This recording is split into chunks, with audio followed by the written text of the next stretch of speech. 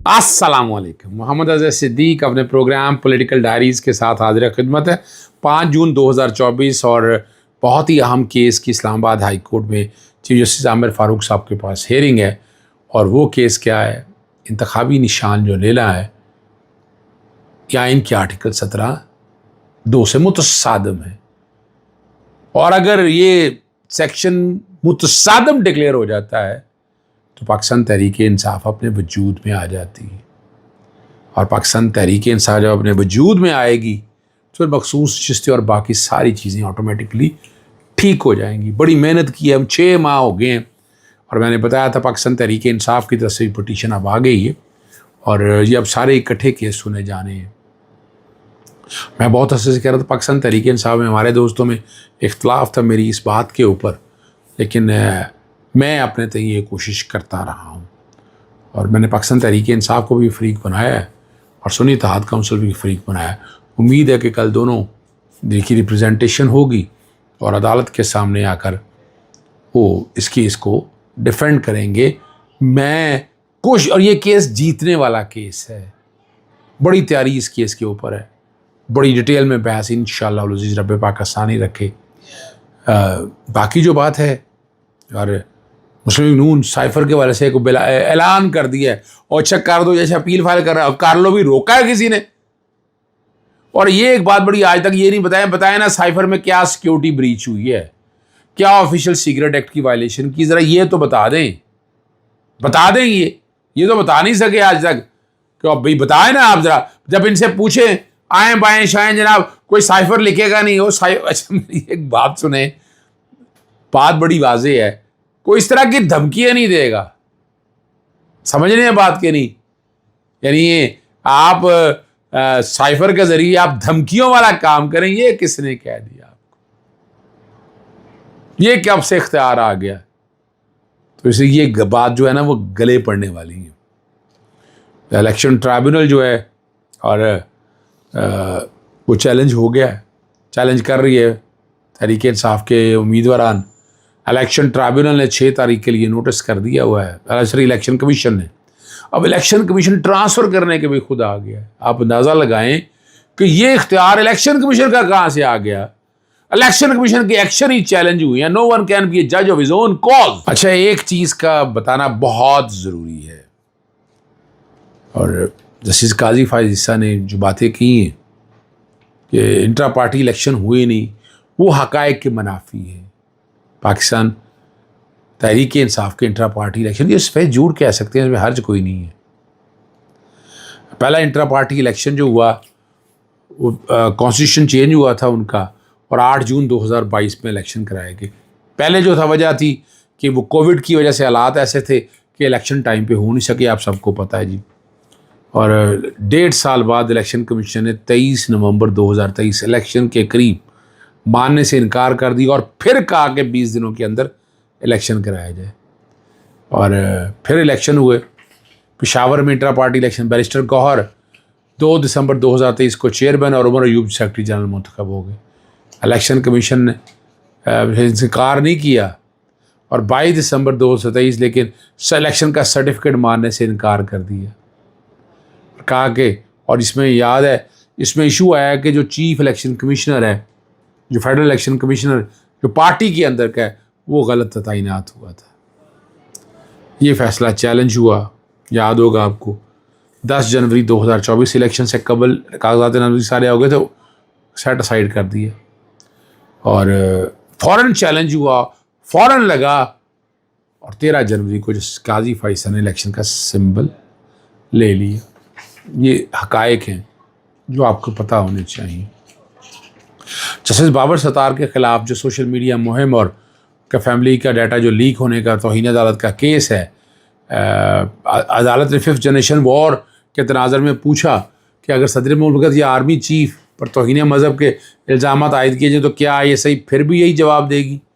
عدالت نے یہ بھی پوچھا کہ ISI 5th جنریشن وار کا مقابلہ کرنے کی صلاحیت رکھتی ہے. ہمیں دونوں سوالوں سے متعلق جواب نہیں مل سکا. یہ لارج بینچ کا تحریری فیصلہ ہے. دوران سماعت ایڈیشنل اٹارنی جنرل کی جانب سے ISI کی رپورٹ جمع کرائی. بڑی مایوسی کے ساتھ کہنا پڑ رہا ہے کہ ISI کی رپورٹ انتہائی ناکافی ہے. رپورٹ کے پہلے 2 صفحات پر کہا گیا کہ اکاؤنٹ غیر فعال ہونے کے باعث پیش رفت نہیں ہو سکی۔ P T A, I B, D G I B immigration, C T D PEMRA اور ایف بی آر کی رپورٹس عدالت میں جمع کرائے گی۔ آئندہ سماعت پر تمام اداروں کی رپورٹ تیار کرنے والے ایکسپرٹس مختصر پریزنٹیشن دیں۔ نیشنل سائبر سیکیورٹی پالیسی کے تحت قائم CERT کے سربراہ کو بلایا آئندہ سماعت پر۔ یہ بڑا زبردست سوال ہے۔ ایڈیشنل اٹارنی جنرل امیگریشن ماہرین نے بتایا کہ گرین کارڈ صرف ایک سفری دستاویز ہے، گرین کارڈ کا مطلب شہریت نہیں ہے۔ اور اس جسٹس بابر ستار کے ٹویٹس میں الزامات کا جھوٹا ہونے کا اعتراف خود کر لیا وفاقی حکومت نے۔ سوشل میڈیا میں انتہائی ٹویٹ کرنے والے، جو ابتدائی ٹویٹ کرنے والے، سب سے زیادہ ری ٹویٹ کرنے والے اکاؤنٹس کی انکوائری کرے، تمام ادارے انکوائری کرے کہ وقت شائستہ رویہ اپنائیں۔ یاد رکھیں عدالت نے ابھی مجرم کا تعین نہیں کیا۔ انکوائری کے دوران ایسا رویہ اپنانے سے گریز کیا جائے جو شہری کو خوف زدہ کرے۔ سیکرٹری دفاع یقینی بنائیں کہ IS کی جانب سے مناسب رپورٹ عدالت میں جمع کرائی جائے اور ایکس کارپوریشن کے جو چیف لیگل کاؤنسل سے رابطے کا فیصلہ کیا گیا ہے، خطوں کتابت کی جائے اور آفس کو یہ بھی ہدایت کی لیٹر بھجوائے سے قبل اس کا ڈرافٹ چیمبر میں بینچ اراکین کے سامنے رکھا جائے۔ سیکرٹری دفاع ICI کی جانب سے آئندہ سماعت سے قبل جامع رپورٹ پیش کریں۔ 2 جولائی تک جو ہے نا اس کیس کی سماعت ملتوی ہو گیا۔ مخصوص نشستوں کے حوالے سے میں نے ڈیٹیل میں بات نہیں کی تھی، لیکن جہاں وہ سماعت ہوئی ہے سنی اتحاد کونسل سے، وہ آپ کے سامنے رکھنے جو بڑے زبردست ریمارکس ہیں۔ آزاد امیدوار سنی اتحاد کونسل میں نہ جاتے تو تحریک انصاف کہہ سکتی مخصوص نشستیں ہمیں دو۔ یہ کیسے پاسبل ہے؟ پاکستان تحریک انصاف کو الیکشن نہیں لڑنے دیا، پاکستان تحریک انصاف کو پارٹی کے طور پر تسلیم نہیں کیا، وہ امیدوار آزاد الیکشن لڑے ہیں، تو کیسے دے دیں آپ؟ آئین کے آرٹیکل 51 106 میں، سیکشن 104 میں اور رول 94 میں لکھا ہی ہے کہ پارٹی، پولیٹیکل پارٹی کو ملنی ہے۔ آزاد کو تو آپ نے لے جانا، یہ پتہ نہیں ہے کیا باتیں ہوئی۔ فل کورٹ میں درخواست سماعت کی ہوئی چیف جسٹس قاضی فیصل نے سنی اتحاد کے وکیل سے کو لارڈشپ کہنے سے منع کر دیا۔ اور کل جسٹس جمال سوال کیا تھا PTI نے بطور جماعت الیکشن کیوں نہیں لڑا۔ اب یہ زبردست بات ہے۔ سلمان اکرم راجہ نے اس متعلق درخواست دی تھی جو منظور نہیں ہوئی، اور بطور جماعت PTI حصہ نہیں لیا، تو آزاد تو امیدوار کے طور پر انتخابات میں حصہ لیا، اور آپ کو پتہ ہے یہ پورا جہیز کا سامان آیا تھا۔ فیصل صدیقی نے جواب نے دلائل دیتے ہوئے کہا کہ سنی اتحاد کونسل نے شیڈیول کے مطابق مخصوص نشستوں کی لسٹ دی۔ الیکشن سے درخواست مسترد کرتے ہوئے کہا کہ سنی اتحاد کونسل نے انتخاب میں حصہ نہیں لیا اور کوئی تنازع نہیں، سنی اتحاد کونسل نے انتخابات نہیں لڑے۔ چیف جسٹس نے ریمارکس دیے، آپ تنازع کی بات کیوں کر رہے ہیں؟ بس کہیں الیکشن نہیں لڑا۔ اب سوال ہے کیا تحریک انصاف یا آزاد امیدواروں نے بیٹ کا انتخاب لینے کی درخواست دی، چیلنج کیوں نہیں ملا کیا؟ اگر بیٹ کا نشان نہیں مل نہیں سکتا تھا نا جی، بیٹ کا نشان تو پاکستان تحریک انصاف کا ہے، وہ کیسے مل سکتا تھا؟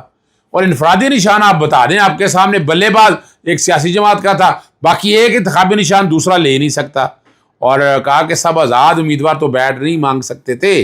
جیسے منیب اختر نے بڑی کلیئرٹی کے ساتھ آئے، انہوں نے کہا انتخابی نشان کا الاٹمنٹ سے پہلے سپریم کورٹ کا فیصلہ آیا۔ جسٹس منیب اختر نے کہا انتخابی نشان کی الاٹمنٹ سے پہلے سپریم کورٹ کا فیصلہ آیا تھا۔ قانونی غلطیوں کی پوری سیریز ہے جس کا آغاز یہاں سے ہوا۔ پھر وکیل نے بتایا کہ سلمان اکرم نے خود کو پاکستان تحریک کا انصاف کا امیدوار قرار دینے کے لیے رجوع کیا تھا۔ الیکشن کمیشن نے سلمان اکرم کی رجوع درخواست مسترد کر، پہلے ہائی کورٹ میں آئے تھے، یہ بھی میں بتاتا چلوں، اور وکیل فیصل صدیقی نے سپریم کورٹ کے بلے کے نشان والے فیصلے کی وضاحت کر دیتی تو سارے مسائل حل ہو جاتے۔ جیسے کہا کہ ہم نے تو یہ نہیں کہا تھا کہ انٹرا پارٹی الیکشن نہ کرائیں، انٹرا پارٹی الیکشن کرا لیتے تو سارے مسائل، میں نے شروع میں بتا دیا سارے انٹرا پارٹی الیکشن بارے میں تفصیل۔ جیسے منصور علی شاہ نے پوچھا پارلیمنٹ میں زیادہ امیدوار ہوں اور 2 سیاسی جماعتیں ہوں تو کیا ساری مخصوص نشستیں 2 سیاسی جماعتوں کو جائیں گی یا ان کی جماعتوں کو صرف اپنی جیتی ہوئی نشستوں کے تناسب سے مخصوص نشستیں ملیں گی؟ پہلے اس تنازع کا حل کریں، اس کا کیا جواب ہے؟ جیسے سوال کیا کہ اگر یہ 70 لوگ سنی اتحاد کونسل میں شامل نہ ہوتے تو پھر مخصوص نشستوں کا کیا ہوتا؟ اس پر جسٹس سعید منصور علی شاہ نے ریمارکس دیے 2 سیاسی جماعتیں اپنی جیتی نشستوں کے تناسب سے مخصوص نشستیں لیں گی۔ باقی نشستوں کا کیا ہوگا بعد میں دیکھا جائے گا. یہ نہیں ہو سکتا کہ سیاسی جماعتوں کو اضافی نشستیں بھی بانٹ دی جائیں. جیسے قاضی فیصل نے دماغ دیے، یا تو آپ کے ایمان کو مکمل نہیں کرنا تو پھر بھی بات ہے ختم، اور اگر 366 کا نمبر پورا کرنا ہے تو پھر نشستیں خالی نہیں چھوڑ سکتے. اور آزاد امیدوار سنی اتحاد کونسل میں نہ جاتے تو تحریک انصاف کا کیس کیا، یعنی حقائق کو توڑ موڑ کے بیان کرنا یہ بڑی بات ہے. جسٹس اطہر ملا نے پوچھا کہ اگر کوئی بھی سیاسی جماعت نشستیں نہ جیتے اور سب آزاد امیدوار آ جائیں تو کیا ہوگا؟ کہا کہ ایسی صورت مقصور نشستیں کسی کو نہیں ملیں گی. اس پر جسٹس اطہر ملا نے کہا اس کا مطلب ہے کہ سیاسی جماعتوں کو اپنی جیتی نشستوں کے حساب سے مقصور نشستیں ملیں گی. یہی پرپورشنٹ ہے آرٹیکل 51 اور آرٹیکل 116. جسٹس قاضی صاحب نے پوچھا کہ سیاسی جماعتوں کو کس تناسب سے نشستیں ملیں گی یا ان میں کہاں لکھا ہے؟ جسٹس منصور علی شاہ نے جواب دیا حاصل کی گئی قومی اسمبلی سے ہی سیاسی جماعتوں کا مقصور نشستوں کا تناسب نکلے گا. اور درخواست گزار فیصل صدیقی نے کہا کہ ابھی قومی اسمبلی میں 7 آزاد اراکین ہیں اور 7 سیٹوں پر مخصوص نشستیں نہیں بنتی، اور کیس کی سماعت عدالت نے 24 جون تک ملتوی کر دی ہے.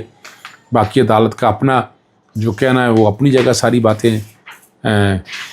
اچھا، فیصل مرڈا نے ایک عجیب سا تقاضا کیا ہے کہ جو حمود الرحمان کمیشن رپورٹ سے پاکستان تحریک انصاف کو کالعدم کرانے کا مطالبہ، پتہ نہیں اب یہ کون سی قانون ہے یا کیا ہے.